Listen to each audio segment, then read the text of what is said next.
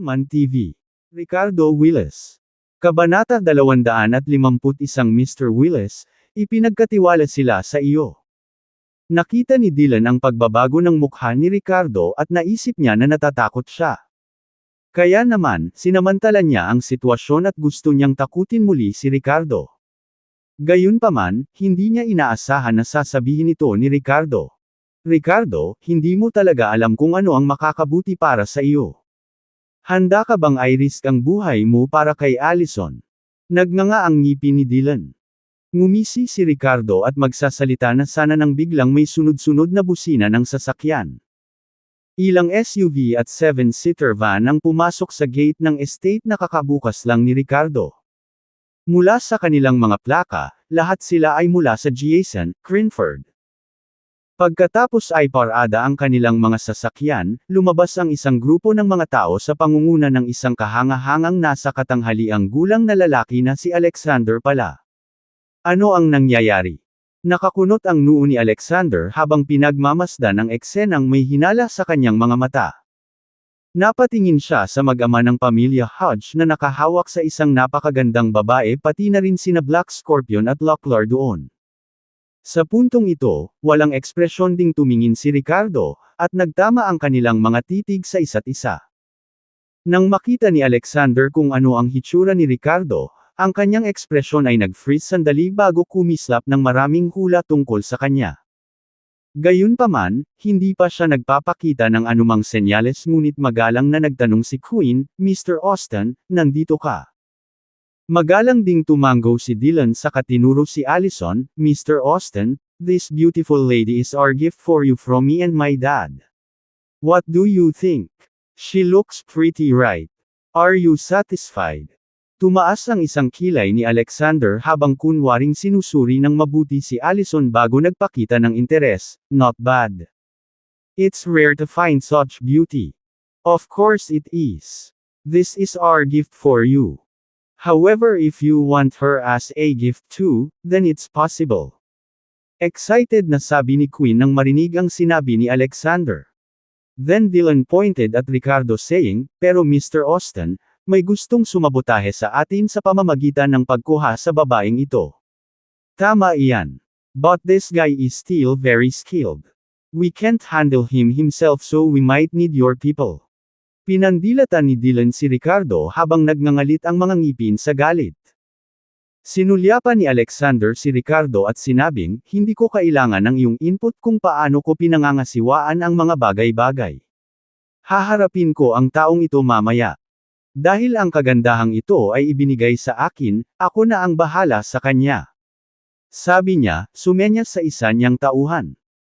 Ang lalaki ay tila sabik na mahawakan si Allison habang naglalakad patungo sa mag-ama ng pamilya Hodge at walang pag-aalinlangan na binuhat si Allison. Ma'am! Ma'am! Pilit na pilit ni Allison habang sinisipa ang kanyang mga paa habang dinadala ng lalaki. Hindi na nagdalawang isip ang pamilya Hodge tungkol dito at ibinigay si Allison sa mga tauhan ni Alexander. Natuwa sila sa pagkasabik ni Alexander sa kanilang regalo. Mukhang nasiyahan si Alexander sa kanilang regalo. Haha! Mr. Austin, don't forget to kill that guy para maiwasan natin ang anumang komplikasyon, panunuyan ni Queen kay Ricardo bilang paalala. Napangiti sina Dylan at Black Scorpion bilang pagsang-ayon, sa pag-aakalang malapit na silang asikasuhin ni Alexander si Ricardo. Gayunpaman, nagulat silang lahat sa sumunod na nangyari. Sumenya si Alexander sa kanyang mga tauhan na saka naglakad patungo sa Ricardo habang karga-karga pa rin si Allison. Mr. Willis, we're handing her over to you, aniya sabay turo kay Ricardo. Tahimik na nakatayo doon si Ricardo mula nang dumating si Alexander. Matapos matanggap si Allison mula sa kanyang mga tauhan, sa wakas ay tumango siya kay Alexander na nagsasabing, salamat. You're welcome Mr. Willis. Kahit hindi ako pumunta dito ngayon, I'm sure na kaya mo to mag-isa, Alexander chuckled. Sa puntong ito ang mag-ama ng pamilya Hodge kasama ang Black Scorpion ay mukhang ganap na natigilan. Mr. Austin, anong ginagawa mo? Naguguluhang tanong ni Queen. Paano mo maibibigay si Allison ng ganyan? Nauutal na sabi ni Dylan na hindi makapaniwala. Si Mr. Willis ang gusto kong bigyan ng regalo. Hindi ba? Panunuya ni Alexander bago tumawa ng malakas. Ang mga mukha ng mag-ama ng pamilyang Hodge kasama ang Black Scorpion ay puno ng pagkabigla na hindi masabi. Ano? Pumunta si Alexander dito na may dalang mga regalo para lang iabot niya ito. Kay Ricardo. Ano ang nangyayari dito? Paano ito nangyari? Nagbibiro ba si Alexander? Maya-maya lang, iwinagayway ni Alexander ang kanyang kamay at kumilos ang kanyang mga tauhan. Ilang kahon ang itinaas mula sa sasakyan at inilagay sa harap ni Ricardo. Nang buksan ang mga ito, isang nakasisilaw na display ng ginto at mga alahas ang kumikinang sa gabi. Ang ilang mga kahon ay puno ng mga gintong bar, ang iba ay may mga alahas, at ang ilan ay naglalaman ng mga anti-gong piraso ng jade. Mayroong kahit isang kahon na puno ng malulutong na mga bagong singil. Kung magkakasama, ang mga item na ito ay nagkakahalaga ng isang kapalaran. Pinaharap ni Kaylen si Alexander upang humingi ng tawad kay Ricardo na may napakagandang regalo. Talagang dumudugo ng husto si Alexander dahil sa pagkawalang ito. Sa pagharap sa isang taong makapag-iisang pumatay sa 4 na Grandmaster Expert, hindi nang ahas si Alexander na maging insansero. Sa sandaling ito, pinakawalan ni Ricardo si Allison mula sa kanyang pagkakatali at lumingon upang makita ang lahat ng mga bagay na ito na inilatag sa kanyang harapan. Tinaasan niya ng kilay si Alexander. Ano ang ibig sabihin nito? Magalang nangumiti si Alexander. Mr. Willis, ang aking anak ay naging hanggal sa nakaraan at naging sanhi ng maraming mga pagkakasala.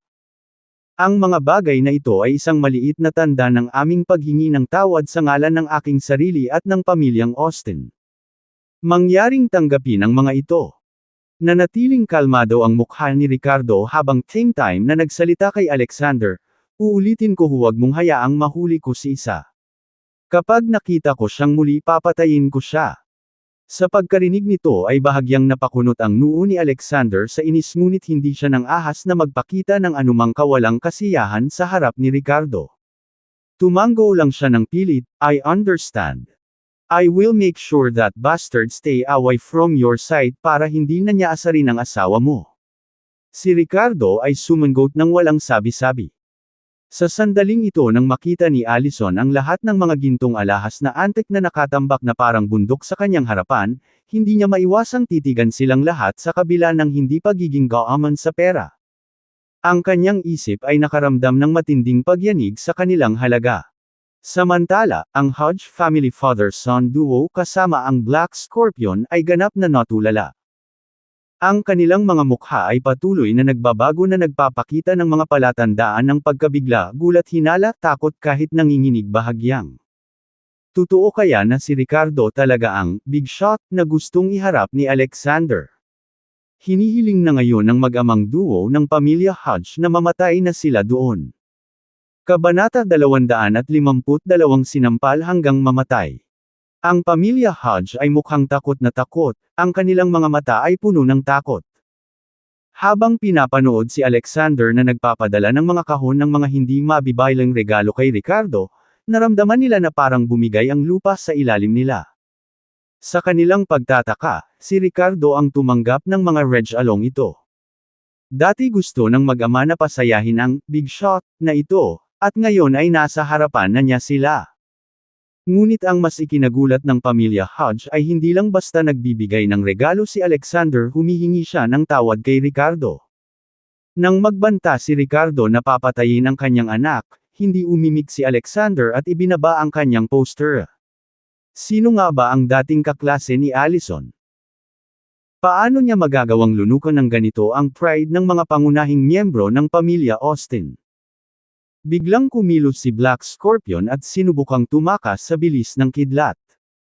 Ang tanging naiisip niya ay tumakas hindi kung tutulungan o hindi ni Alexander si Ricardo na habulin siya o kung kaya niyang hawakan ng mag-isa ang lakas ni Ricardo.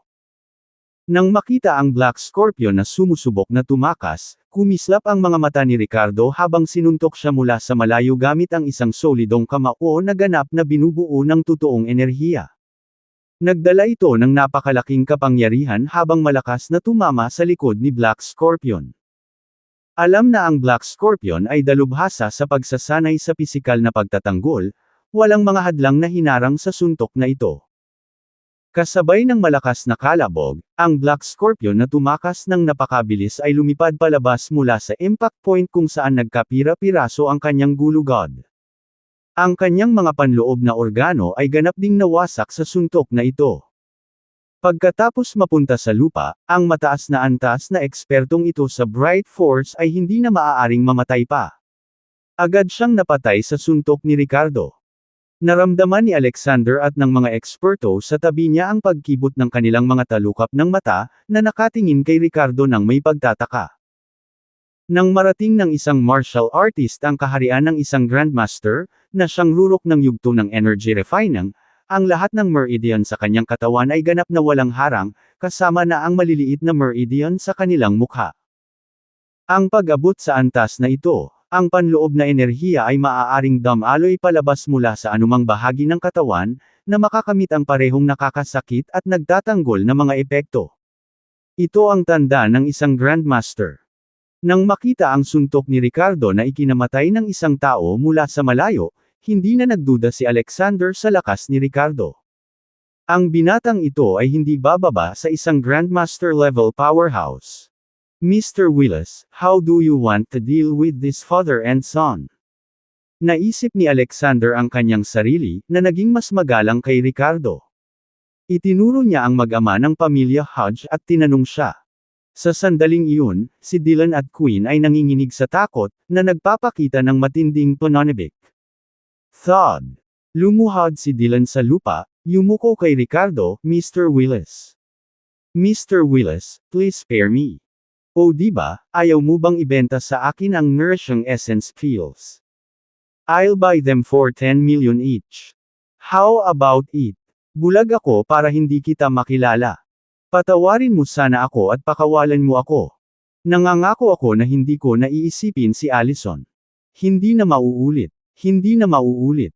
Habang binibigkas niya ang mga salitang ito, saglit na kumislap ang mga mata ni Dylan bago niya itinuro ang sarili niyang ama na si Queen. It was my dad. It was my dad who told me na hulihin si Allison. Walang kinalaman sa akin iyon. Wala itong kinalaman sa akin. Nang marinig ang pahayag na ito mula sa kanyang anak na si Dylan, tumayo roon si Queen na may matinding pagkabigla at galit. Nanginginig sa ilalim ng parehong takot at galit, hayop ka. Sinong mag-aakala na tatalikod si Dylan at kakagatan ang sariling ama para lang maialis niya ang sisi sa sarili sa harap ni Ricardo? Malamig na tumikim si Ricardo habang namumuo sa kanyang mga mata ang nagyayelong galit, spare you. Parang binigyan na kita ng chance noon pero hindi mo ito pinahalagahan. With that said, hinawakan niya ang pisngi niya habang may evil grin sa mukha niya. Sige. Dahil 3 beses mo akong sinampal ng Black Scorpion kanina. 3 beses din kitang sasampalin. Kung kaya mong tiisin ang 3 sampal na iyon nang hindi namamatay, ililibre ko ang buhay mo. Paano pa? Kinilig si Dylan sa mga salitang ito habang nakatingin siya sa kung saan nakahiga ang bangkay ni Black Scorpion. Bakas sa mukha niya ang takot. Ang Black Scorpion ay binugbog ni Ricardo hanggang sa kamatayan. Kakayanin kaya ni Dylan ang 3 sampal mula sa kanya. Ngunit sa puntong ito, alam niyang wala na siyang pagpipilian. Okay. Hindi ko dapat inutusan ang Black Scorpion ng ganyan. Instead, I should have took responsibility myself. I should have done so. Mr. Willis, maawa ka naman. Nanginginig na tumanggaw si Dylan habang pinipisil ang isang ngiti na para sa kanya. Nag-walk out si Ricardo habang sumilay sa kanyang mukha ang mapaglaro ngunit malupit na ngiti. Smack! Kaagad pagkatapos ay ang tunog ng isang malakas na sampal na damapo sa mukha ni Dylan na nagpaikot-ikot sa himpapawid ng ilang ulit. Ilang mga dagwang ngipin din ang lumipad sa tabi niya. Pagkahampas ni Dylan sa lupa ay pilit siyang bumangon, nadistorbo na ang mukha niya sa pagkakasample. Isang sampal, Mr. Willis. Kahit nasa sandaling ito, siya ay desperadong ngumisi na parang asong kamakawag ng buntot para sa awa. Smack! Pagkasabi pa lang niya ay sinampal na naman siya ni Ricardo. Nataman si Dylan kaya bumagsak siya sa lupa at ilang beses nagumulong sa kanyang likuran. Sa ngayon ay malabo na ang kanyang paningin at lahat ay parang dugo na pula. Ang kanyang bibig at ilong ay napuno ng lasa ng dugo, parang nalalapit na ang kamatayan. Mr. Willis, may isa pang sampal. Maawa ka. Nakikiusap ako sa iyo. Patawarin mo ako. Iligtas mo ang aking buhay. Pabulong na salita ni Dylan. Ang tanging naramdaman niya ay ang pagkirot sa kanyang ulo. Ngunit kahit papaano ay nakayanan niya ang 2 sampal, isa na lang ang natitira. Kung makakaligtas siya sa huling suntok na ito, baka hindi ngayon ang huling araw niya sa buhay. Gumapang siya patungo sa Ricardo na may pagmamakaawa at swerte sa kanyang panig. Maawa ka. Ha! Nalalapat lang yan kapag may nakagawa ng inosenteng pagkakamali.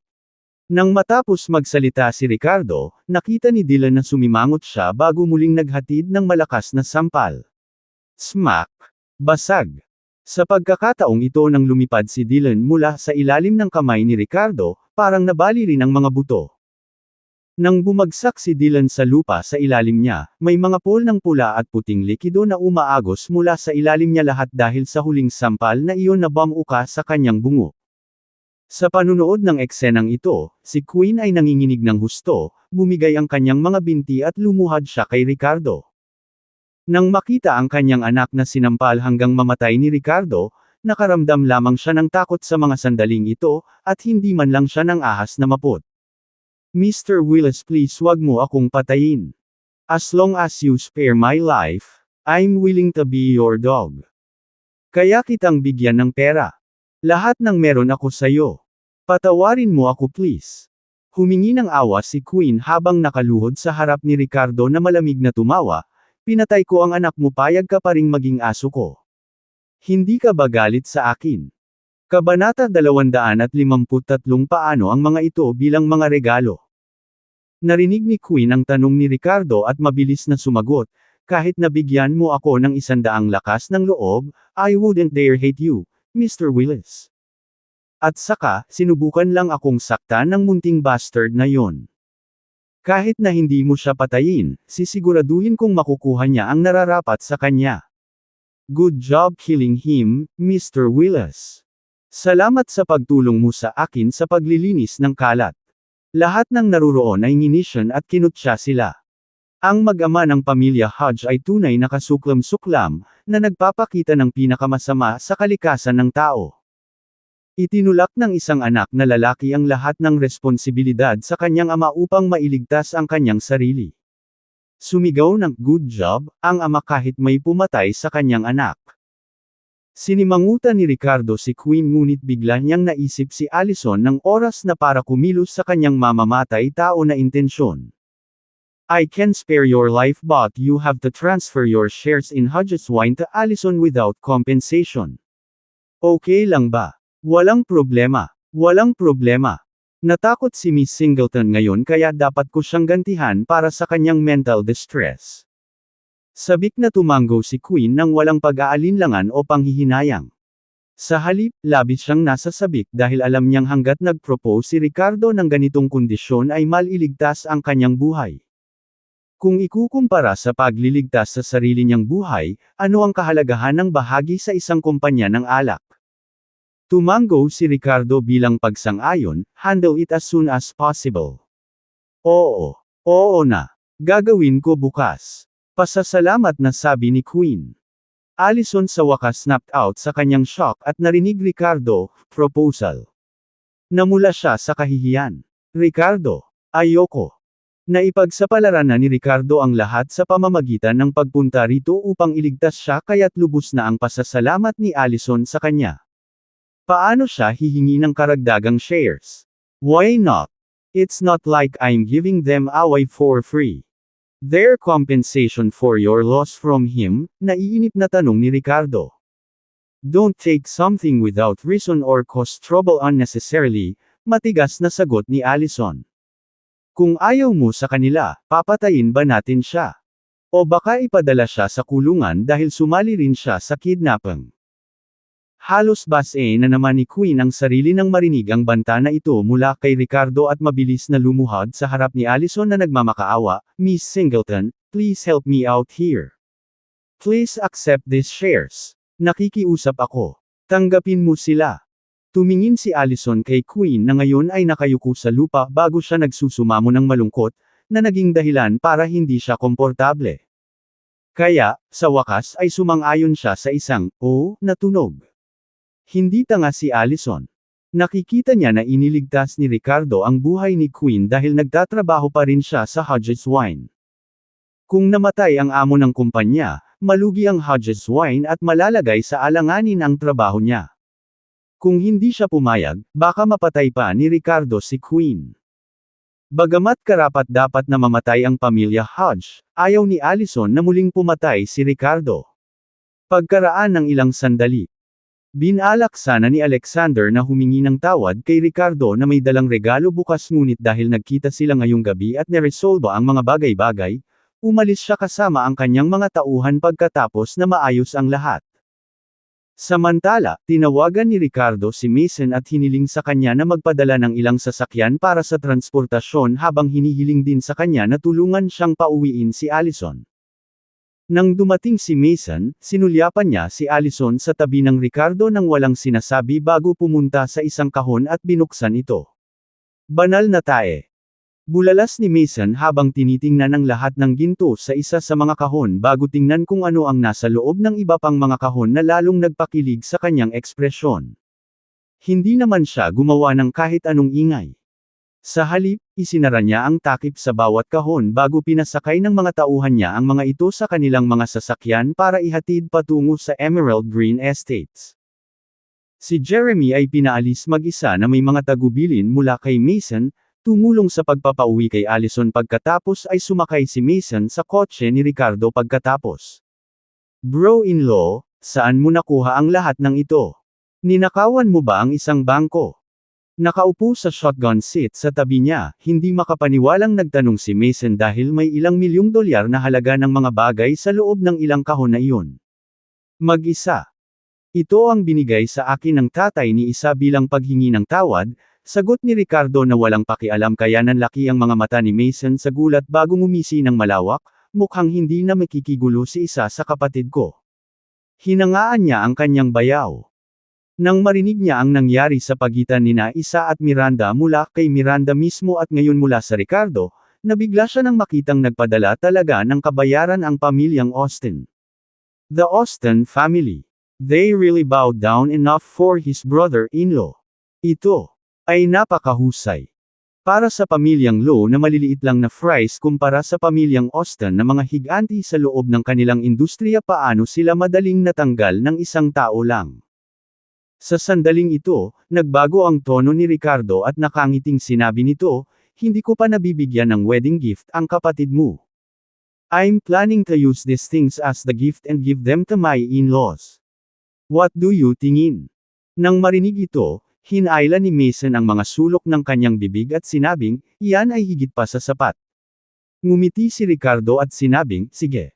Ipapadala ko na lang sa loob ng ilang araw. Pero bago iyon, kailangan mong ilihim sa lahat. Gusto ko silang i-surprise." Tumango si Mason ngunit biglang tumingin kay Ricardo ng matalim na mga mata. "Brother-in-law," makahulugang tanong niya. "Sino yung magandang babae na yun? Parang malapit sa'yo." Bihirang magpakita si Mason ng ganoong kaseryosohan habang patuloy siyang nakikipag-usap ng direkta kay Ricardo. "Alam kong hindi kita matatalo," seryosong simula ni Mason. "Pero kung maglakas loob kang saktan ng kapatid ko, kahit ang buhay ko'y kabayaran, susundan kita." Inip na inilibot ni Ricardo ang kanyang mga mata at binigyan ng inis na tingin si Mason. "Anong iniisip mo?" Diretsyong tanong nito sa kanya. "Kaklase ko lang siya. Alam din ng ate mo ang tungkol sa kanya. Hindi ito ang iniisip mo." Nakahinga kaagad si Mason nang marinig ang paliwanag na ito, ngunit hindi pa rin napigilan ang panunukso sa kanya. "Well, fine then," natatawa niyang sabi sabay takip ng isang kamay sa noo. "I don't care anymore since now we're even." He eagerly asked, "Bro-in-law, can you spare some time for me tomorrow and teach me martial arts privately? I don't want to learn with my sister and Nora. They're too chatty, not suitable for me. Nga pala, gusto kong matutunan yang galaw mo. Yung tinatapakan mo ang paa mo at pinapalipad ang mga tao sa langit. Walang imak ang sagot ni Ricardo, hindi mo matutunan ang galaw na yan. Tsaka busy ako bukas. Kailangan kong bumalik sa bayang kinulakan ko at maglinis ng bahay. Napakaraming taon na ang lumipas mula noong huling araw ko. Bumalik na siguro ang lahat. Habang sinasabi niya ito, isang dampi ng nostalgia at buntong hininga ang lumitaw sa mga mata ni Ricardo. May pagkakataon na nagtanim ng sama ng loob si Ricardo sa kanyang mga magulang, at mula nang magkolehiyo siya, hindi na siya bumalik sa lumang bahay sa kanayunan. Ngunit sa sandaling ito, parang hinihila pabalik doon ang puso niya na parang palaso. Marahil, namamalagi pa ang bango ng kanyang mga magulang doon. Kabanata 254 na bumalik sa dating lugar. Matapos marinig ang balita ng pagpanaw ng kanyang mga magulang mula sa Sierra, nagkaroon ng gana si Ricardo na bumalik at bisitahin ang lumang bahay. 10 araw na lang ang natitira bago ang kasal, binanggit ni Miranda na gustong makita ang tahanan ng pagkabata ni Ricardo kahapon. Maging sina Emmanuel at Cara ay nagpahayag ng interes sa pagbisita. Alam ni Ricardo na si Miranda, ang kanyang mga magulang, at maging ang kanyang nakababatang kapatid na lalaki ay itinuturing na siyang pamilya. Kaya naman gusto nilang malaman pa ang tungkol sa nakaraan niya. Natural, hindi makatanggi si Ricardo sa kanilang kahilingan. Pero bago niya magawa iyon, kailangan muna niyang linisin ang lumang bahay. Kung hindi, baka hindi na ito matitirahan. Kinaumagahan sa Carningsby Village ng Laenteglos Town sa ilalim ng jurisdiction ng Edolan City, huminto ang isang bus sa harap ng isang sibilyang bahay sa silangang bahagi ng bayan. Tumalon si Ricardo kasama si Mason na nakasunod malapit sa kanya kasama sina Dennis, Jeremy at iba pang miyembro ng gang ni Mason. Nang mabalitaan nilang babalik si Ricardo para linisin ang kanyang lumang bahay kagabi, hindi nagdalawang isip si Mason bago siya nagdala ng mga tao para tumulong. Masyadong mahirap para kay Ricardo ang paglilinis ng isang buong bahay ng mag-isa kaya hindi na rin siya nakipagtalo sa kanyang nakababatang bayaw tungkol dito. Nais ni Ricardo na manatiling mababa ang profile kaya umupo sila ng isang maliit na bus sa halip na magmaneho ng mga mag-agarang kotse tulad ng dati kapag lumalabas ng magkasama bilang magkaibigan o kasosyo sa negosyo sa paligid ng Edolan City. Si Mason, na karaniwang naglalakad sa Edolan, na may dalang bakal na pala, ay sumunod sa likuran nila habang si Dennis at ang iba pa ay may dalang mga gamit para sa trabaho. Lahat ay mukhang ordinaryong manggagawa na walang sinumang naghihinala sa kanilang tunay na pagkakakilanlan bilang big shot. Brother-in-law, sabi ni Mason na nagulat nang makita ang lumang tahanan na ito, dito ka ba nakatira noong bata ka pa? Oo, sagot ni Ricardo na nakatingin sa pamilyar ngunit medyo hindi pamilyar na lugar na ito. Ito ang dating tahanan ko. Umalis lang siya sa nayon pagkatapos niyang pumasok sa high school. Bago iyon, nakatira siya sa nayon kasama ang kanyang mga magulang, at nag-aral siya ng junior high school sa bayan.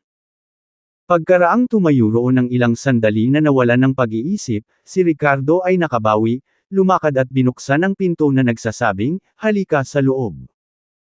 Sa looban, tumubo ang mga damo sa lahat ng dako na nagbibigay ng inabandonang pakiramdam, na nagpalungkot kay Ricardo sa loob ngunit sinabi sa iba na maglinis na lang sa labas habang siya mismo ang humahawak ng mga bagay sa loob. Gusto lang niyang maramdaman ang mga bakas na iniwan ng kanyang mga magulang, kahit konti lang. Ayaw niyang may masira ng iba. Naiintindihan ko, bayaw. Pumayag naman si Mason at saka bumaling sa mga tauhan niya. Gawin natin ito. Nang matapos siyang magsalita, sumugod ang grupo ng mga lalaki sa bakuran at masiglang nagsimulang magtrabaho. Alam nilang tinutulungan nila si Ricardo na linisin ang kanyang lumang tahanan, na isang karangalan sa kanilang mga puso.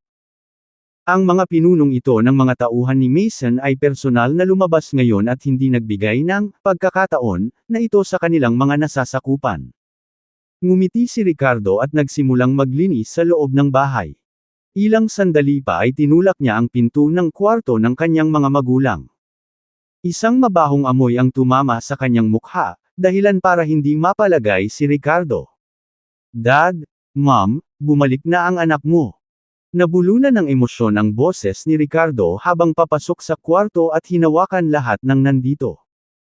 Ang kama kung saan natutulog ang kanyang mga magulang, ang dressing table ng kanyang ina, at wardrobe na may mga damit na nakasabit sa loob.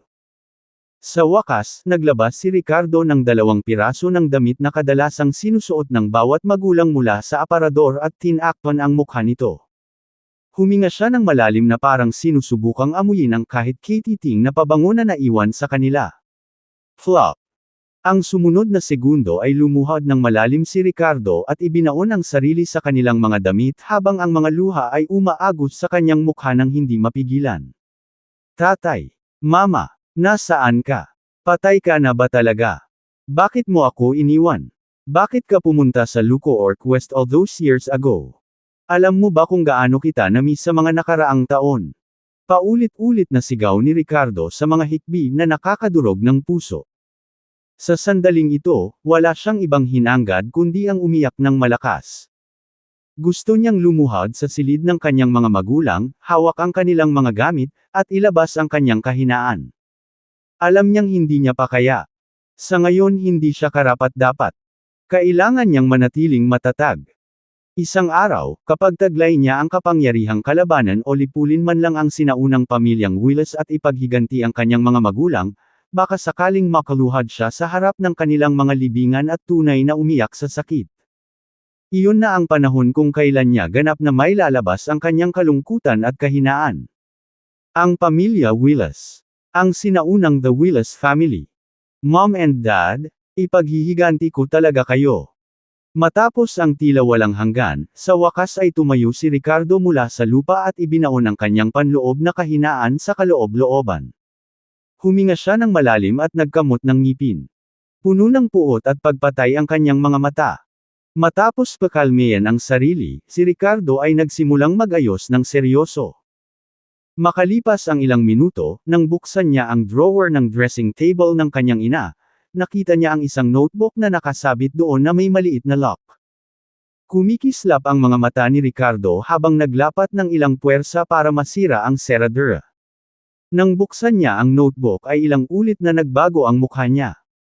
Ito ay diary ng kanyang ina. Huminga ng malalim si Ricardo at dir-diretsyong binaliktad ang dulo ng libro.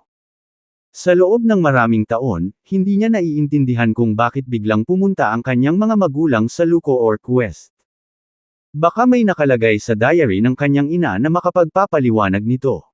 May nakita siyang pamilyar na sulat kamay na muling nagpabasa sa mga mata ni Ricardo. Ricardo is already 18 years old now. Ilang taon na lang, ikakasal na siya at magkakaanak. Ang aking biyenan ay umiinom ng lime na gamot, ng sinaunang pamilyang Willis, at ang sumpa ay hindi may iwasang mamanahin ng mga direktang inapo sa loob ng 4 na henerasyon. Ayos si Brody, ayos lang si Ricardo, ibig sabihin. Tiyak na ipapamana sa mga anak ni Ricardo ang nakakatakot na sumpa na iyon. Ano ang dapat naming gawin ni Brody? Napatingin si Ricardo sa isinulat ng kanyang ina, patuloy na nagbabago ang kanyang ekspresyon. Sumpa. Sumpa ba talaga ang sakit ni Nora? Sa puntong ito, hindi nagsinungaling si Summer sa kanya.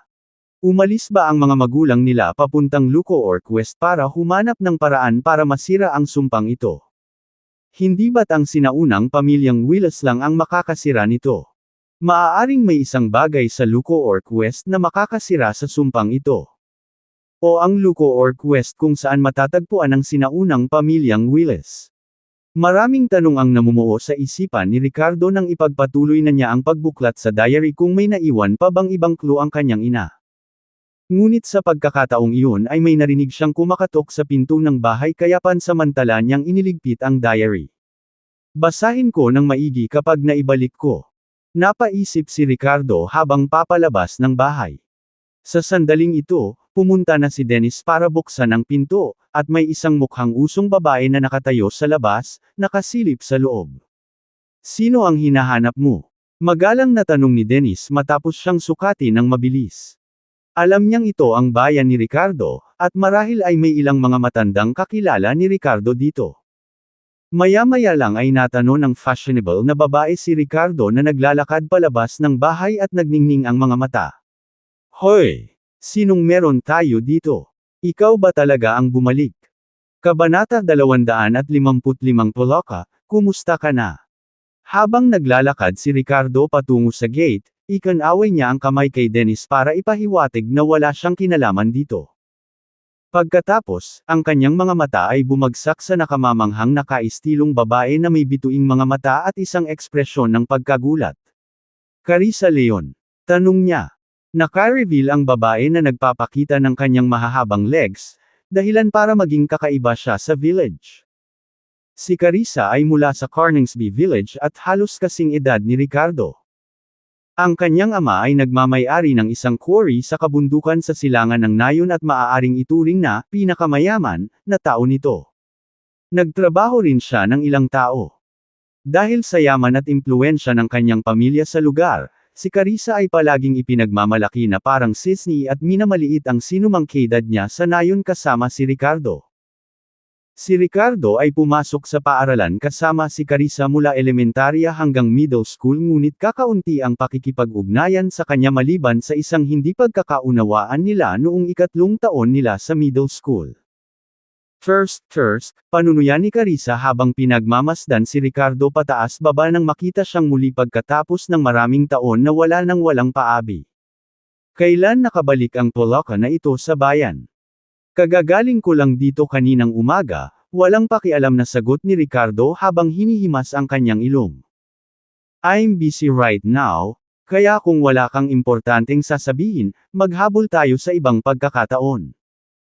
Sa sinabi nito, sinimulan ni Ricardo na isara ang gate nang hindi nag-abala pang magsabi ng higit pa kay Carissa dahil ang kanilang relasyon ay hindi eksakto kung ano ang matatawag na mapagkaibigan dahil sa kanilang nakaraang kasaysayan na magkasama. Gayunpaman, bago pa niya ito tuluyang maisara sa likod niya, mahigpit niyang hinawakan ang shirt nito habang nag-aakusa sa ilong nito, sinabi ko ba sayo na pwede ka nang umalis? Ha! She then coldly laughed while asking, what are you trying to prove? Nakalimutan mo na ba kung gaano mo ako hinabol noong nasa middle school pa tayo? How come now that things are not going your way anymore? Biglang nakakahiya. Para tumingin ka man lang sa akin. Nang marinig ang mga katagang ito mula sa bibig ni Carissa, agad na nagdilim ang mukha ni Ricardo.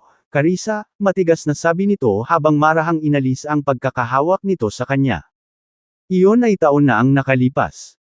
Bakit muli itong ibinalita ngayon? He continued by saying, at saka. I've explained countless times already about how I didn't write those love letters back then. May ibang nagpahatid sa akin. Dahil si Carissa ay galing sa mayamang pamilya mula pa noong siya ay bata pa, siya ay manamit ng napaka-estilo nang siya ay pumasok sa junior high school, at siya ay talagang maganda. Dahil dito, naging kagandahan siya ng paaralan. Noong mga panahong iyon, may isang manggugulo sa klase ni Ricardo na may lihim na crush kay Carissa.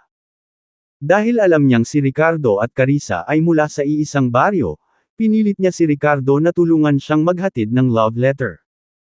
Pero ang nakakainis, hindi isinulat ng gayang pangalan niya sa love letter, kaya nagkamali si Carissa na si Ricardo ang may gusto sa kanya.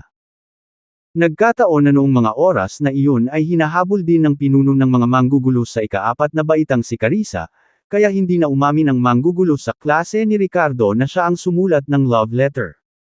Dahil dito, sinisisi ni Ricardo ang lahat. Hindi lang siya nabugbog ng pinuno mula sa ika-4 na taon kundi noon pa man ay madalas na siyang ipahiya ni Carissa at tawagin siyang, Poloka. Ang pangyayaring ito ang naging pinakamalaking kahihiyan ni Ricardo noong panahong iyon. Hindi niya akalain na pagkatapos ng maraming taon na lumipas, sasabihin pa rin ito ni Carissa. Ang palayaw na, Poloka, ay madaling lumabas sa kanyang dila habang sinisiraan siya nito ng may pang-aalipusta sa kanyang mukha. Talo ka pa rin, Toad. Kahit ngayon hindi mo maamin ang ginawa mo noon. Tinuro niya ang bus at kinukutsa siya na nagsasabing, I bet this is what you do now, right? I heard you got into college but after graduation naging isa na lang bus driver. Nakakatuwa. How have you been getting by, Toad? Walang kinalaman sa iyo ang ginagawa ko. Kumunat ang noo ni Ricardo at walang ekspresyon na nagsalita bago pilit na tinatanggal ang kamay ni Carissa na humawak sa kanyang damit. Hindi na siya mapakali sa mga ganyang babae. Gayunpaman, maaaring gumamit siya ng labis na puwersa. Napaatras si Carissa at nagpakawala ng gulat na sigaw nang bumagsak siya sa lupa dahil sa pagsusuot ng matataas na takong na naging dahilan upang mamilipot ang kanyang bukong-bukong. How dare you hit me? Honey! Honey halika dali may nakabangga sakin. Hinimas-himas ni Carissa ang bukong-bukong at napasigaw sa frustration. Carissa, anong meron? Nang bumagsak ang boses, lumabas ang isang lalaki sa edad na 30s mula sa kalapit na Mercedes-Benz at mabilis na naglakad patungo sa kanya. Siya ay may tato na mga braso, isang buzz cut, at nakasuot ng isang malaking gintong chain at relo. Mukha siyang matigas na lalaki na hindi dapat pakialaman. Ang kanyang pangalan ay Omar Yates, na kilala rin bilang Buster, isang kilalang-kilala na manggugulo sa La Enteglos Town. Inalagaan ni Omar ang family quarry business ni Carissa na naging dahilan para maging close sila. Binata, sinaktan mo ba ang girlfriend ko? Naglakad si Omar na puno ng puot na nakaturo kay Ricardo habang agresibong nagtatanong. Hindi ko siya ginalaw. Malamig na umiling si Ricardo. Honey, siya ang nagpabagsak sa akin. Tulungan mo akong makaganti. Napatayo si Carissa sa mga tiptoes na inalalayan ang sarili habang nakasandal kay Omar na pabiro na nagsasalita ng malakas. Nginitian niya si Ricardo, masama ang tingin sa kanya. Naalala mo ba nung sinabi ko sa'yo yung Poloka na may crush sa akin sa school? Siya yun. Lagi niya akong binibigyan ng love letters at sumilip pa siya sa banyo ng mga babae para silipin ako. Gusto kong sugurin. Nakakadiri ang mata niya. Nang marinig ito, halos mabulunan si Ricardo at nakakatuwa. Kailan pa siya pumuslit sa banyo ng mga babae para silipin siya? Nagdelusyon ba siya o ano? Tiningnan ni Omar si Ricardo nang may pagkadismaya at pagkapuot matapos marinig ang sinabi ni Carissa. So, ikaw ang nang-aasar kay Carissa noon. Tignan mo muna ang sarili mo bago mo isipin ang isang Diyosang katulad niya. You're not worth her attention. Natagpuan ni Ricardo na nakakatuwa ang kanilang pag-uusap habang umiiling na hindi makapaniwala habang nakatingin kay Carissa. Diyosa! Haha! Bagamat sapat na kaakit-akit si Carissa, ang panlasa ni Ricardo ay napataas na sa pamamagitan ng pagsama kay Miranda sa buong araw. Paano nga ba matatawag na Diyosa ang isang tulad ni Carissa? Ito ay katawa-tawa. Galit na galit si Carissa kaya nabaluktot sa galit ang kanyang makapal na make-up na mukha habang sumisigaw, ang pangit mong Poloka. Anong klaseng ekspresyon yan? Honey, bugbugin mo siya para sa akin. Isang hamak na bus driver dares act tough with me. Mariin na tinitigan ni Omar si Ricardo. Papatayin kita, kawawa naman. Napatingin siya sa bus na nakaparada sa labas ng bahay ni Ricardo at naisip niyang bus driver lang si Ricardo. Gusto niyang direktang harapin at turuan ng leksyon si Ricardo para mailabas ang galit kay Carissa. Naniniwala siya na ang pambubugbog sa isang tulad ni Ricardo, na mahirap, ay walang anumang kahihinatnan. Mr. Willis, may gulo ba dito? Sa sandaling ito, may lumabas sa bakuran. Ito ay ang pinagkakatiwalaang subordinate ni Mason na si Jeremy. Siya ay may putik sa buong kanyang sarili at may hawak na mga damo sa kanyang kamay na ginagawa siyang marumi na parang isang magsasaka kung ang isa ay hindi nakakaalam. O tignan mo, may lumabas pang kawawang lalaki, ngini siya ni Omar. Anong gagawin mo ngayon dahil gustong tulungan ng mabahong construction worker na ito ang pangit na Poloka? Gayunpaman, nang makitang malinaw ni Omar si Jeremy matapos sabihin ang mga salitang iyon, bigla siyang namutla sa takot. Jeremy, anong ginagawa mo dito? Kabanata 256 Hindi ka kwalipikadong tumulong. Sa totoo lang, lahat ng mga tulisan sa bakuran ay napansin nila Carissa at Ricardo na may pagtatalo. Ngunit siya ay isang babae lamang, at hindi sila mapakali na makisali. Ngunit nang magpakita si Omar at nagsimulang makipag-chat kay Ricardo, nagbago ang mga bagay. Bagamat magiging madali para kay Ricardo ang pakikitungo sa kanya, hindi niya personal na kakayanin ang ganoong maliit na prito dahil sa kanyang katayuan. Kaya naman mabilis na tumakbo si Jeremy para tumulong sa gulo para hindi na si Ricardo mismo ang gumawa nito. At sa sandaling ito, matapos makilala si Jeremy, nakita ni Omar si Carissa na kinukutya siya at bigla siyang binigyan ng isang malakas na sampal. "You bitch. Shut your damn mouth."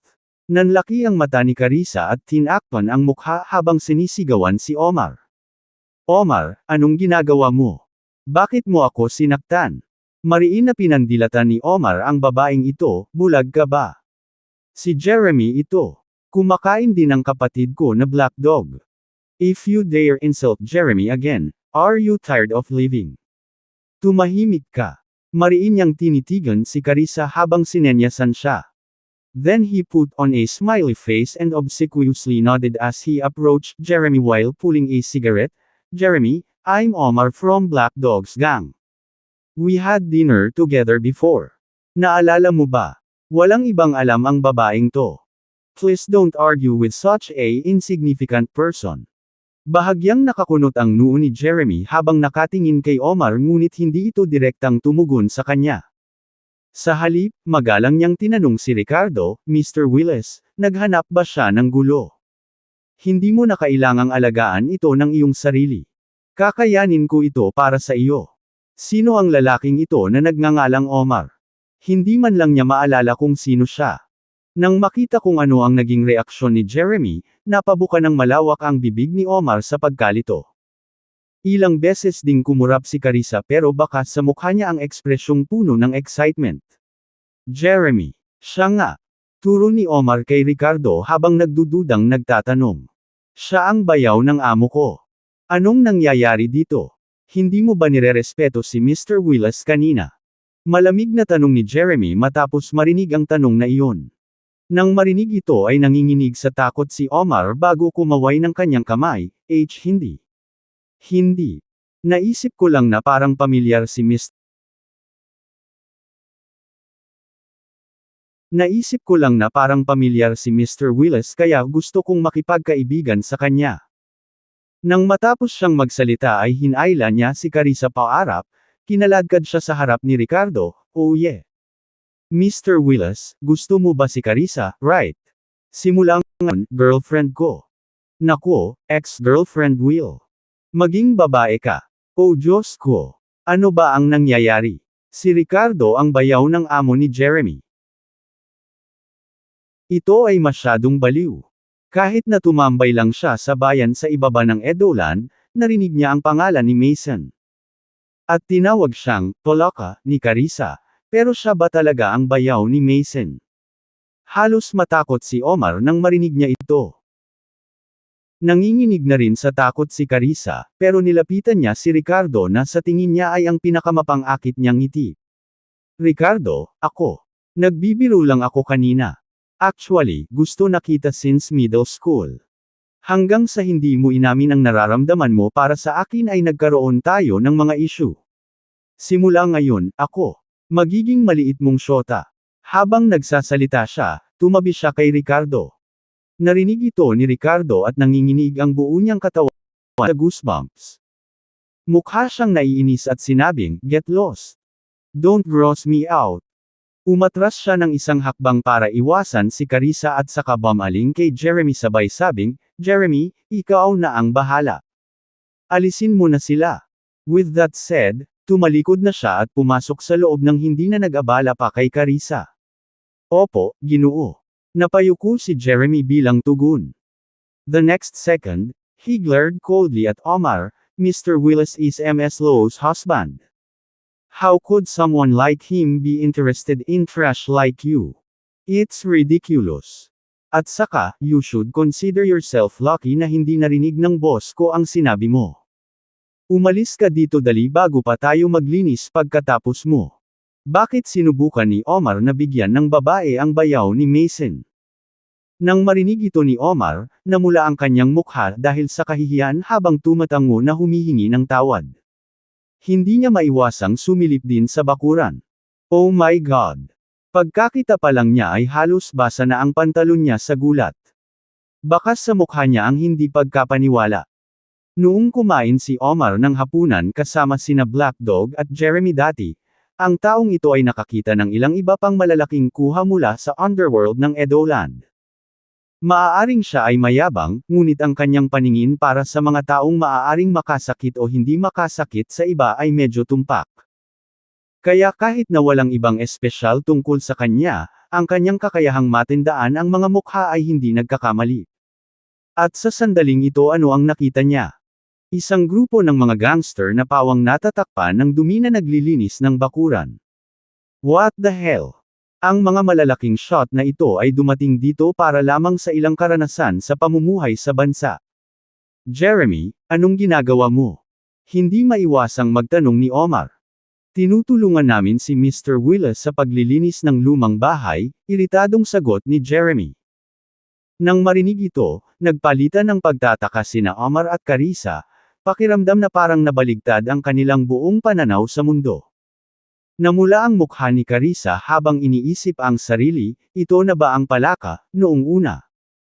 Paano siya naging napakakapangyarihan na kahit isang grupo ng mga gangster ay dumating para tulungan siyang ayusin ang kanyang nasirang bahay? Jeremy, gusto rin naming tumulong. Ipapaalam ko sa iyo na medyo magaling ako sa pagmamasan. Napansin ko na malapit nang gumuho ang isang sulok ng pader sa bakuran ni Mr. Willis. Pwede akong tumulong sa pag-aayos, sabi ni Omar. Sabik. Tumango si Carissa bilang pagsang-ayon at idinagdag, oo. At pwede rin akong magpatulong. Pag-uwi. Pabalik sa bahay ng mga magulang ko. Naglilinis ako noon. Mukhang naiinis si Jeremy at kumaway sa kanila na parang nagtataboy ng langaw. No way. You guys aren't qualified for this job. Tingin mo kaya mo talagang ayusin ang lumang bahay ni Mr. Willis? Magwala ka bago pa maging pangit. Nahiya naman sina Omar at Carissa at dali-daling umalis pagkatapos ng paulit-ulit na tango. Nang makapasok na sila sa sasakyan, pinunasan ni Omar ang kanyang noo at nagpakawala ng malalim na buntong hininga. Hindi niya maisip kung anong kahihinatnan ang haharapin niya kung ngayon lang talaga niya inaway si Ricardo. Nagkatikip pa rin ng mga kamay si Carissa sa mukha habang galit na nagrereklamo, what an ungrateful jerk. We offer our help but got turned away. Mariin siyang tinitigan ni Omar, tumahimik ka na. Makinig kang mabuti, mula ngayon kailangan mong matutunan kung paano pumili ng iyong mga laban ng matalino sa halip na makipag-away sa sinumang tumatawid sa iyong landas. Kilala mo pa ba kung sino ang mga taong iyon sa bakuran kanina? Lahat sila ay big time na mga gangster. Kahit sino sa kanila ay kayang gawin ang Black Dog na parang sunod-sunod na maliit na tuta sa harap nila. Kabanata 257 talagang matapang na tumanggi sa pananagutan. Nagulat si Carissa sa narinig at halos malaglag ang panga sa hindi makapaniwala. Are you kidding me? Isang grupo ng mga gangster, na nakasakay sa isang beat-up na kotse, ang lumapit para tulungan ang palaka na iyon na tanggalin ang mga damo at ayusin ang dingding. Baliw ba sila? Tanong niya kay Omar, hindi sigurado kung napagkamalan niyang iba si Ricardo. Namilog ang mga talukap ni Omar nang mabilis niyang tinakton ng kamay ang bibig ni Carissa. Kinakabahan siyang sumilip sa bintana ng sasakyan bago nakahinga ng maluwag nang makitang walang tao sa paligid nila. Sa susunod na segundo, pinaandar niya ang kotse at pinaandar ang tanggang babaeng ito. Puno ng kaseryosohan at galit ang mukha nito habang mariing binabalaan siya, mag-ingat ka sa bibig mo.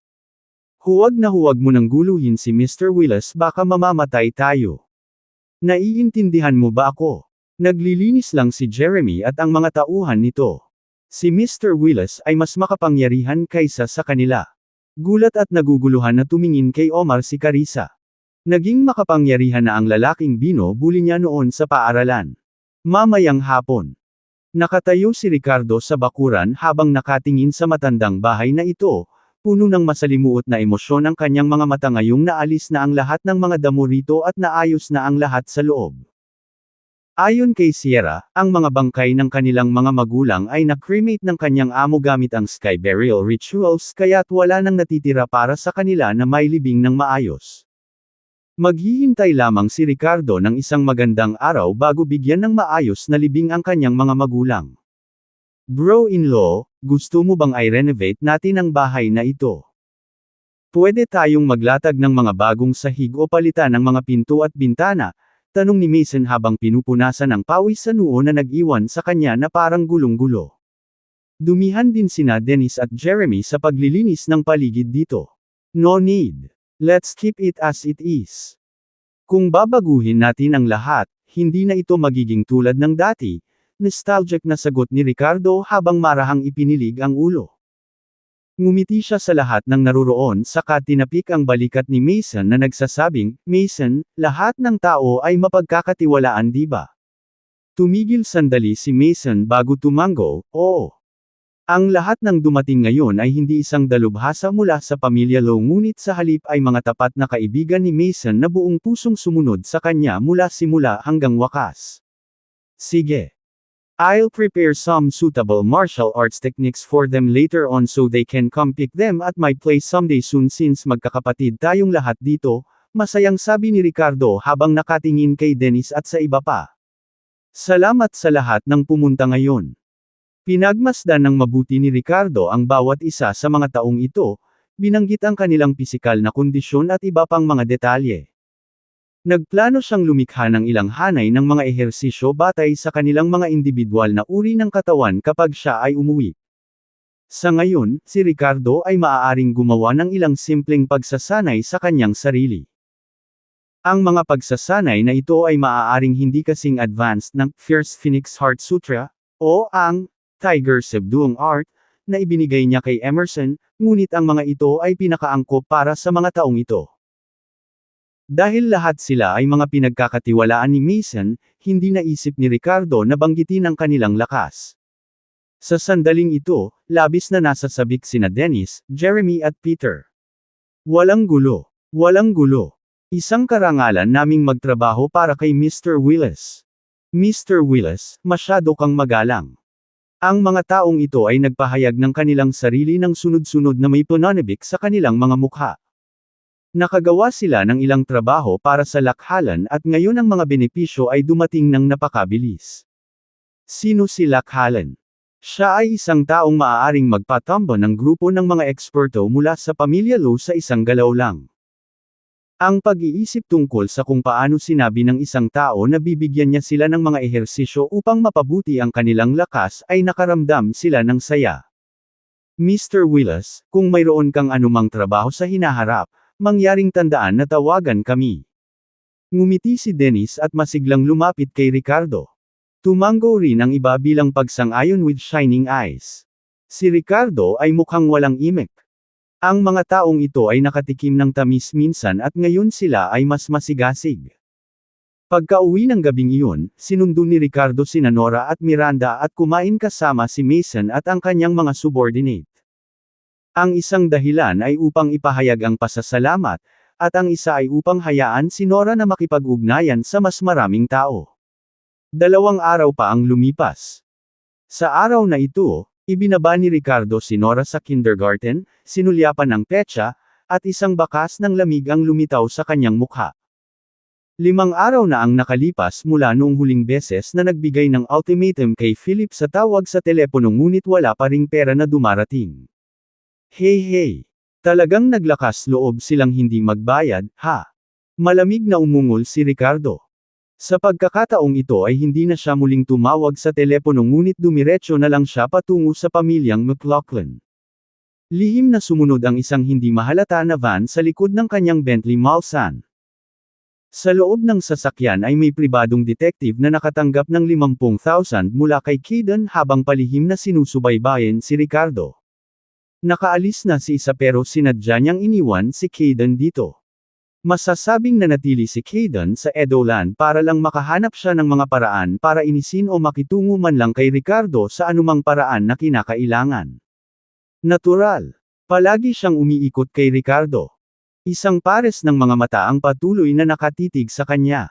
Samantala, sa loob ng villa ng pamilya McLaughlin, isang lalaking naka-blood red robe ang nakaupong naka-cross-legged sa sala, naglalabas ng nakakatakot na aura. Umupo sa tabi niya ang asawa ni Philip na si Christina at ang anak na si Darwin, tila may hinihintay, ngunit wala kahit saan si Philip. Pupunta ba si Ricardo ngayon? Malamig na tanong ng lalaking nakasuot ng dugo, may bahid ng masasamang vibe ang tono nito. Siya ay si Butch Ghost, na kinuha ni Christina mula sa pamilyang Britt bilang isang eksperto sa pakikitungo kay Ricardo. Si Butch Ghost ay hindi isang karaniwang mandirigma. Siya ay isang practitioner ng dark magic. Malamang. Ang yabang ng lalaking yun. Sagot ni Darwin. Naiinis nang umuso si Christina. Sabi ni Ricardo kapag hindi namin siya bibigyan ng pera sa loob ng 5 araw, kakatok siya sa aming pinto. Butch Ghost spoke in a chilling and ominous voice, I've set up my formation already. Kapag hindi siya sumipot, kukunin ko pa rin ang $50 million na iyon. Get it? Nang marinig ito ay bahagyang napangiwi si Christina ngunit hindi siya naglakas loob na saktan ito dahil sa babala ng kanyang ama tungkol sa pagpapakita ng paggalang kay Butch Ghost. Siya ay may kakilakilabot na kakayahan at kabilang sa isang masamang sekta na tinatawag na Ghost Luck Sect. Hindi nila kayang i-provoke sila. Yes. Mr. Ghost, you can rest assured that we will not shortchange you no matter what happens, saad ni Christina. Darwin chimed in, Mr. Ghost, you charge fairly. $50 million lang compared to that brat Ricardo who demanded $80 million from us. We definitely won't default on payment. Sa sandaling ito, hindi niya naisip na unang iniligtas ni Ricardo ang kanyang ina at tumulong sa pakikitungo kay Emerson para lamang sa $10 milyong. Sarili nilang iba't ibang provocation ang ikinagalit ni Ricardo at hinihingi siya ng malaking halaga ng pera.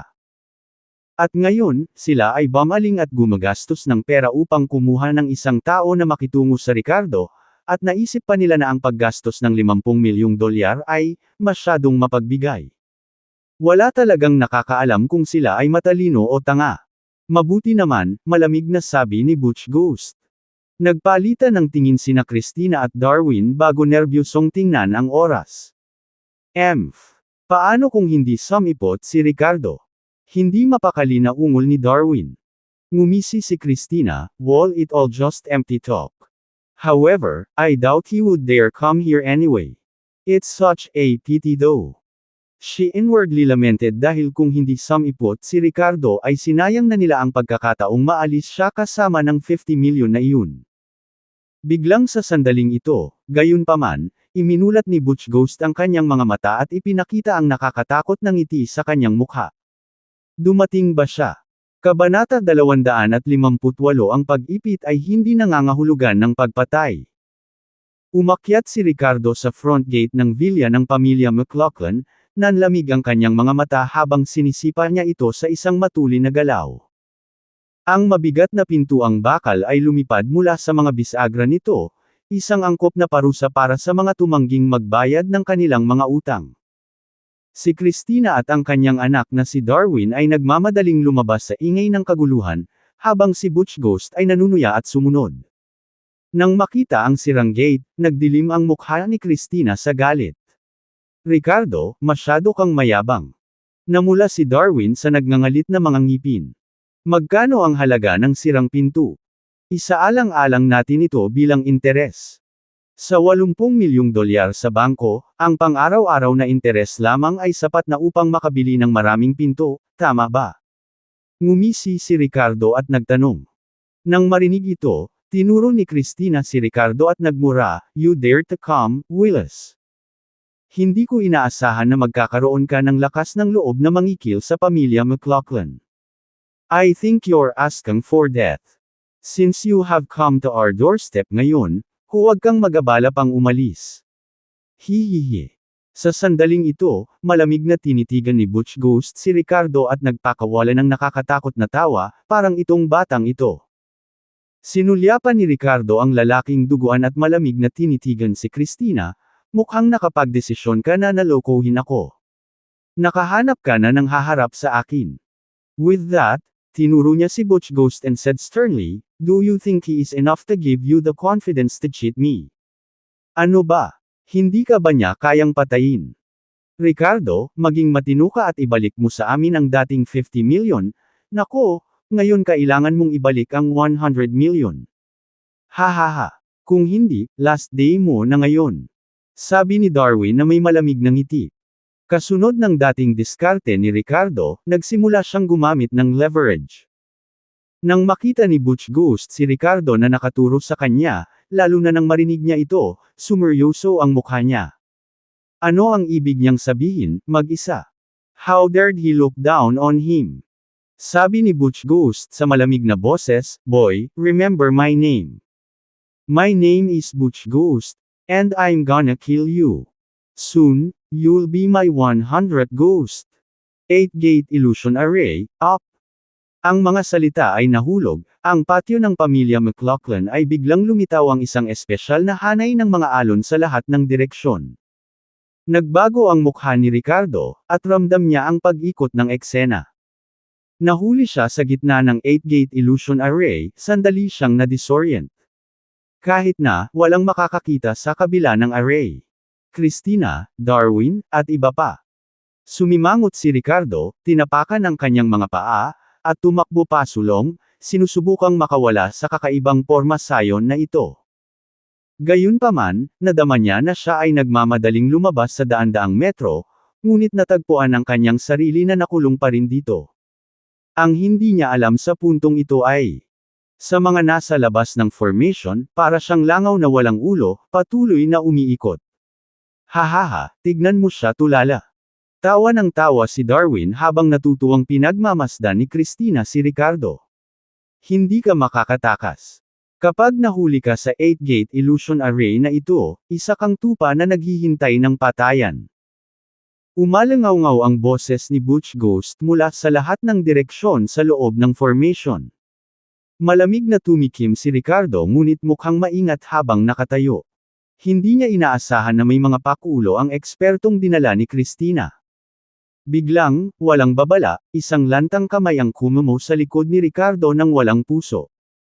Nahuli sa bantay at hindi nakakaramdam ng anumang pag-atake habang natigil sa 8-gate illusion array. Walang paraan para makapag-react si Ricardo sa oras. Na may kasamang muffled sound, ang pag-atake ay damapo ng husto sa katawan ni Ricardo na naging sanhi ng bahagyang pag-ikot ng dugo at enerhiya sa loob niya. Isang half-step Grandmaster. Sa kabila ng pinsala mula sa pag-ataking iyon, muling tumikim si Ricardo matapos maramdaman ang kapangyarihan nito.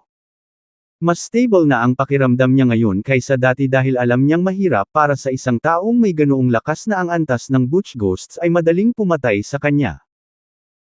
Sa sandaling nahulog siya sa ilusyonaryong hanay na ito, si Ricardo ay nakabuo ng isang aura shield sa paligid niya na nagpo-protekta laban sa karamihan ng pinsala kahit na hindi ganap na immune dahil nagdulot ito ng ilang panloob na pinsala kapag tinamaan ng gayong malalakas na pag-atake. Medyo matatalo ka.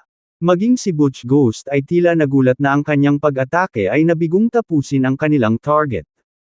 Natigilan sina Christina at Darwin, at sinigawan nila si Butch Ghost, "Mr. Ghost, huwag kang magpigil." Malamig na sumangot si Butch Ghost. "Alam ko," sabi niya na may nakakatakot na ngiti. "Anak, parang may natitira ka pang lakas. Pero okay lang. Kung hindi ka mapatay ng isang atake, saglit lang ako. Handa ka na ba? Sasampa na ako." Hehehehe. Tumingin siya kay Ricardo sa illusion array na parang naglalaro ng daga. Parang buhay target lang si Ricardo. Swish! Nang matapos siyang magsalita ay sumugod siya sa illusion array at sinipa si Ricardo sa tiyan. Boom! Napaungol na naman si Ricardo sa pagkakatama at umindayog muli. "Damn it! Ang tigas mo talaga!" sabi ni Butch Ghost. "I bet mas marami kang matatanggap." Nang makita ni Butch Ghost na matigas na lumapag ang kanyang sipa ngunit bahagyang umindayog lamang si Ricardo sa halip na tuluyan siyang matamba, naging kainahinala at nagulat ang kanyang ekspresyon. Boom! Boom! Boom! Ang kanyang mga pag-atake ay patuloy na damapo sa katawan ni Ricardo nang walang humpay dahil sa 8-gate illusion array na nakakulong sa kanya doon. Ang tanging magagawa ni Ricardo ay umasa sa kanyang pisikal na lakas at proteksyon na enerhiya upang mapaglabanan silang lahat. Gayunpaman, nang sinubukan niyang mag-counterattack ng maglaon, hindi niya magawang hawakan ang taong ito na tila hindi mahawakan. Nakaramdam ito ng pagkadismaya kay Ricardo. Ngunit sa sandaling ito, mas nagalit si Butch Ghost. Sa kanyang maputlang mukha na parang multo ay lumitaw ang mga ekspresyon ng galit na may halong takot. Matapos ang pag-atake ng napakatagal nang hindi nagdulot ng anumang pinsala sa binatang ito. Anong klaseng kapangyarihan meron ang batang ito?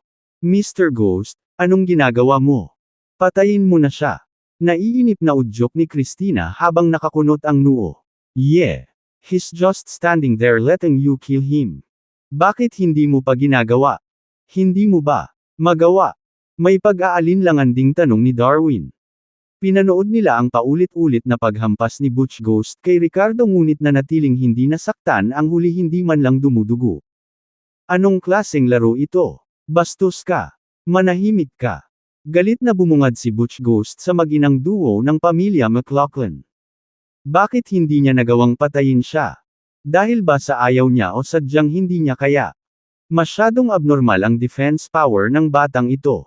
Hey, how's my defense? It make you feel hopeless. Sa pagkakataong iyon, malakas na umalangaw ang mapanuksong boses ni Ricardo. Hindi ibig sabihin na nakulong ako ay madali akong biktima. Hey. Kahit na ang isang mabangis na dragon ay nakulong sa isang malalim na pool, hindi ito isang bagay na maaaring pukawin ng isang jackal.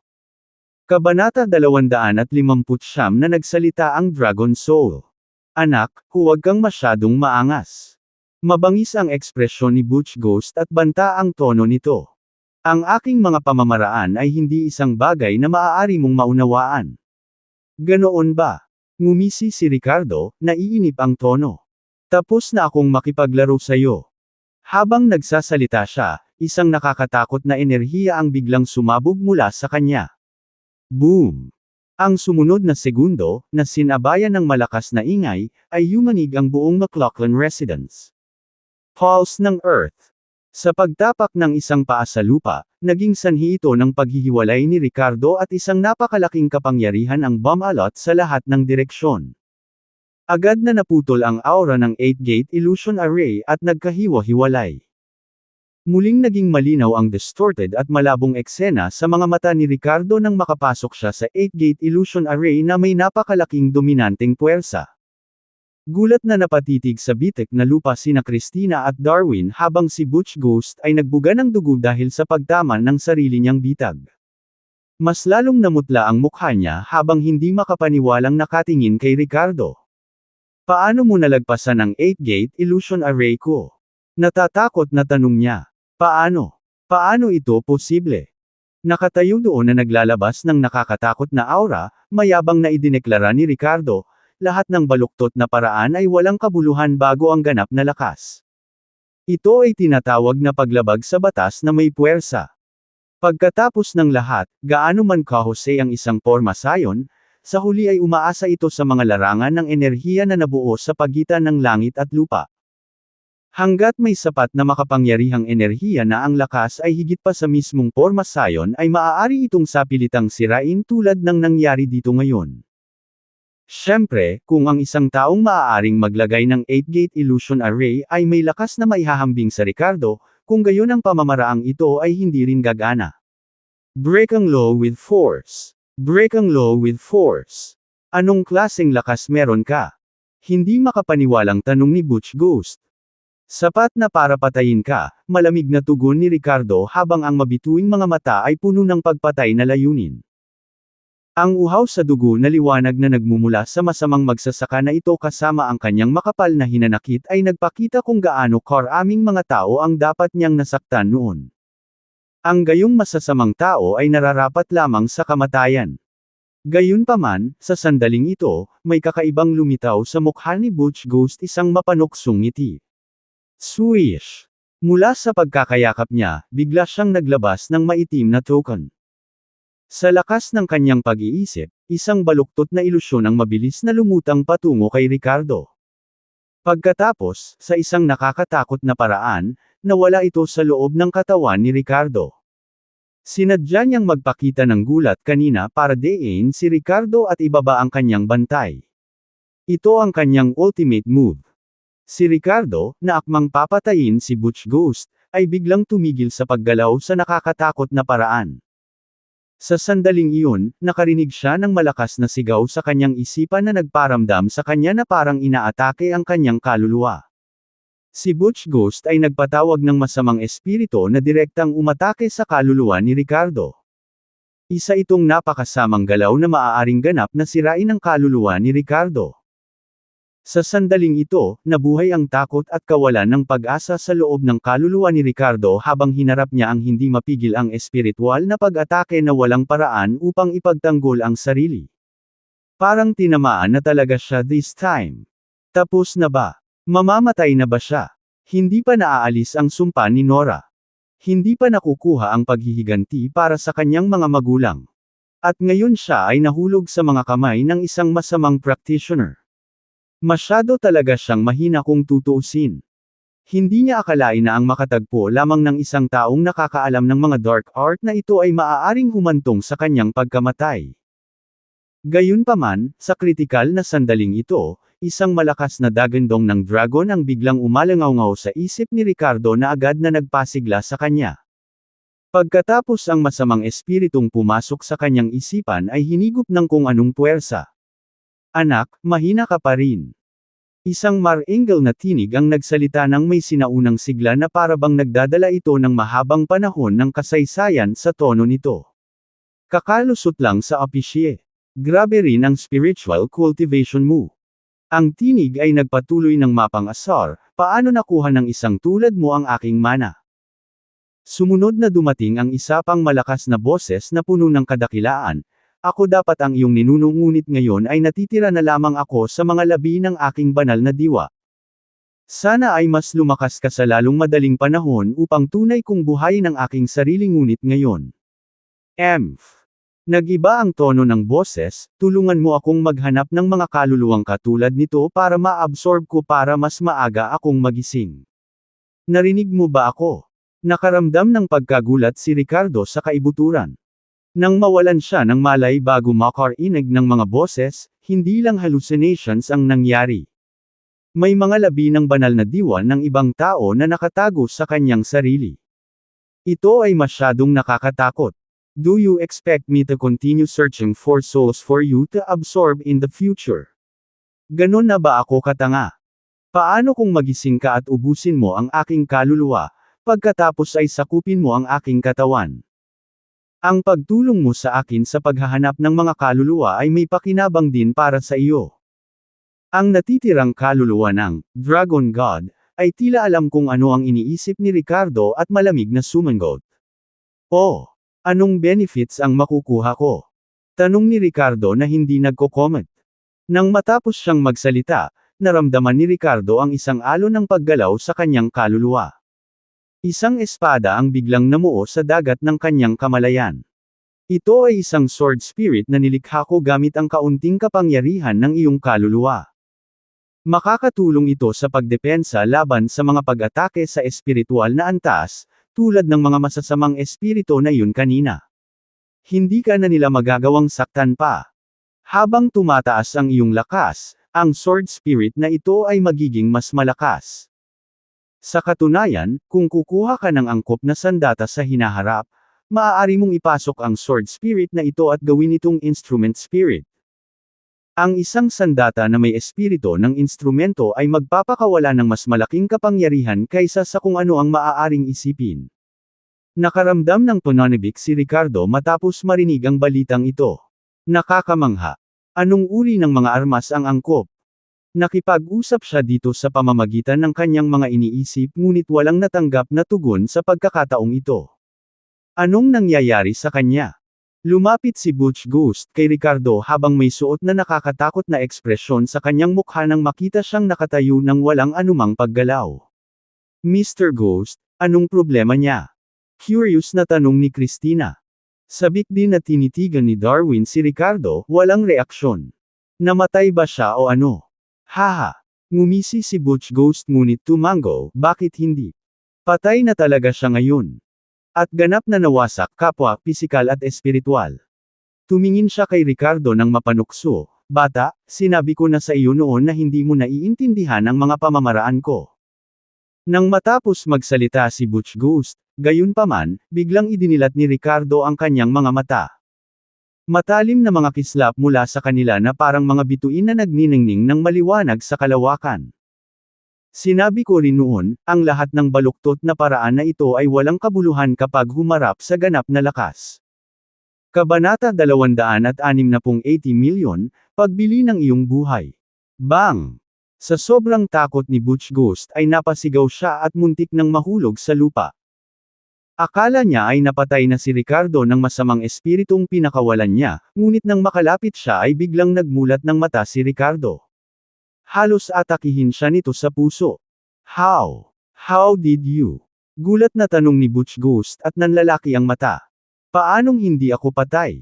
Malamig na natatawang tanong ni Ricardo. Dahil doon, sumangot siya at biglang sumugod kay Butch Ghost na may aura ng pagpatay. Buong lakas niyang binato ng suntok si Butch Ghost. Hindi. Ang lakas ng loob mong pumatay. Pong.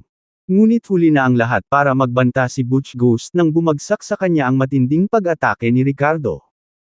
Sa pagharap sa matinding suntok ni Ricardo, ang tanging nagawa niya ay mabilis na itaas ang dalawang braso bilang depensa sa pag-asang makaligtas sa suntok na ito. Basag. Gayunpaman, sa sandaling nadikit ang kanyang mga kamao sa kanyang mga braso, naramdaman ni Butch Ghost ang napakalakas na kapangyarihan sa likod nito at agad na nagpakita ng kawalan ng pag-asa sa kanyang mukha. Direktang nabali ang kanyang mga braso sa malakas na hampas ni Ricardo bago ito nagpatuloy sa momentum patungo sa kanyang dibdib. Kahit medyo napigilan niya ito, hindi niya napigilan. Biglang lumipad pabalik sa ere ang katawan ni Butch Ghost habang ang dugo ay nag-spray kung saan-saan na parang ambon na namumuo sa paligid niya. Pagkalapag ay ilang beses na kumaibot ang katawan niya at nahihirapang itinaas ang ulo kay Ricardo na may gustong sabihin. Ngunit pagkatapos, ang kanyang hininga ay hindi lumabas, at siya ay biglang namatay. Ang kanyang martial arts strength ay half-step grandmaster lamang. Paano niya makakayanan ang isang full-force strike mula kay Ricardo? Ang masamang espiritu kanina pa ay nagpabagabag pa rin kay Ricardo kung may mga pakulo pa ba siya o wala kaya naman napagpasyahan niyang tapusin na ang laban na ito nang walang iwanan. Hayes! Sa puntong ito, huminga ng malalim si Christina habang tinitignan ni Darwin ang bangkay ni Butch Ghost na hindi mapigil. Kawalang paniwalang nakasulat sa kanilang mga mukha. Ang eksperto na tila misteryoso at makapangyarihan ilang sandali lang ang nakalipas ay sinuntok ni Ricardo. Nagsimula pang ang magtanong si Christina kung nahanap na ba siya ng kanyang ama ng isang taong walang halaga. Buong araw siyang huni, hindi sinaktan si Ricardo, at nang sumuntok si Ricardo, namatay siya. Sunod na kayong dalawa. Sa pagkakataong iyon, malamig na nakatingin ang walang ekspresyong mukha ni Ricardo sa pamilya McLaughlin habang naglalakad sila. Nanginginig sa takot sina Christina at Darwin, naramdaman ang nakakatakot na hangarin sa pagpatay na nakadirekta sa kanila. Do you dare to kill me? Anak ako ng ulo ng pamilya Britt. Sigaw ni Christina kay Ricardo. Yung Britt family. So what? Ngumisi si Ricardo. Ricardo. Let's talk this out, pakiusap ni Darwin. It wasn't our fault. You asked for too much money, and we cannot afford it. That's why we hire someone to deal with you. Ikaw. Huwag kang gagawa ng kalokohan. Nilunok ni Darwin ang kanyang laway at pinagpawisan siya ng malamig. Oh. Nagtaas ng kilay si Ricardo. So this is your reason for revenge. It doesn't matter if you can't pay up. Those $80 million will buy your lives. Kung hindi dahil sa kanyang sarili, si Christina ay pinatay ng blood basin reflecting mirror noong gabing iyon.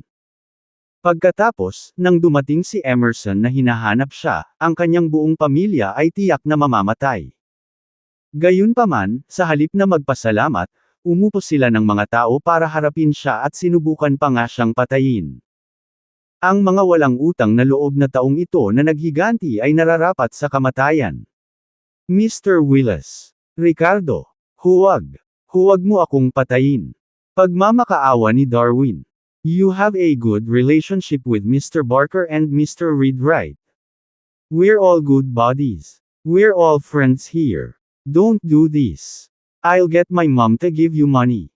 Dahil sa unti-unting intensyong pagpatay ni Ricardo at nakitang muli ang sirang katawan ni Butch Ghost, napaluhod si Darwin sa takot.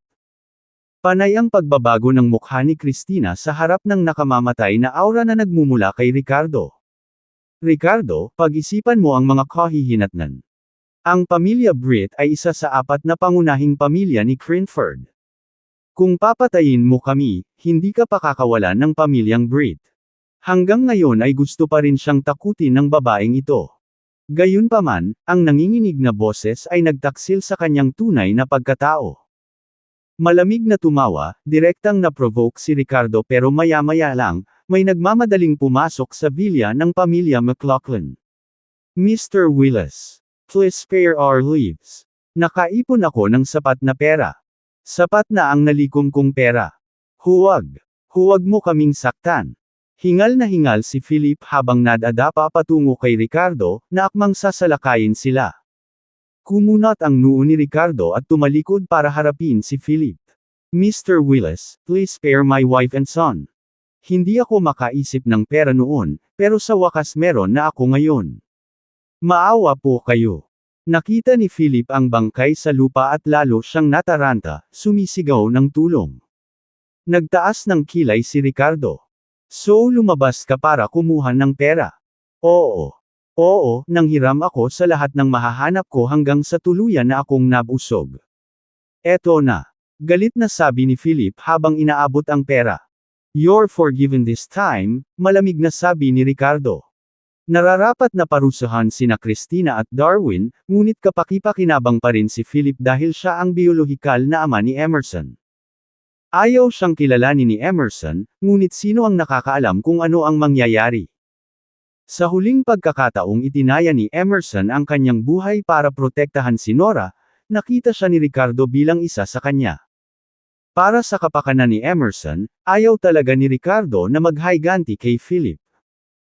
Matapos matanggap ang $80 milyong sa kanyang account, binigyan ni Ricardo ng malamig na tingin sina Christina at Darwin bago umalis na may huling babala, Mr. McLaughlin, kontrolin mo ang iyong asawa at anak.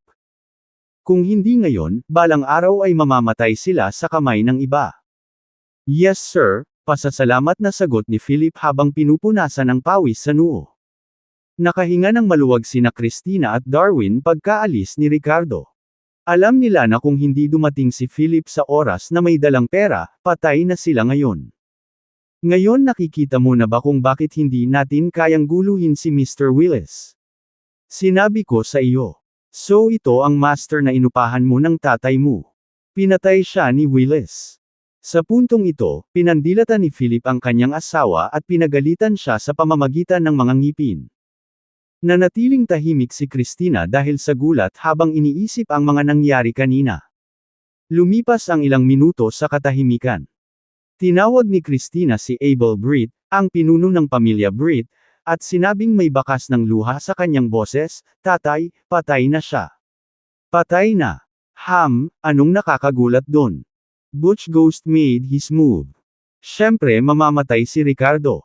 Tumawa si Abel at natural na sinabi.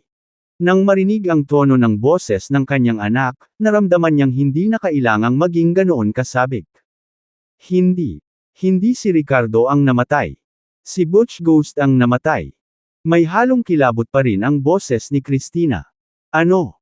Sa sandaling nahulog ang mga salita, biglang may sumigaw sa kabilang dulo ng telepono na kumakatawan sa kung gaano siya nabigla.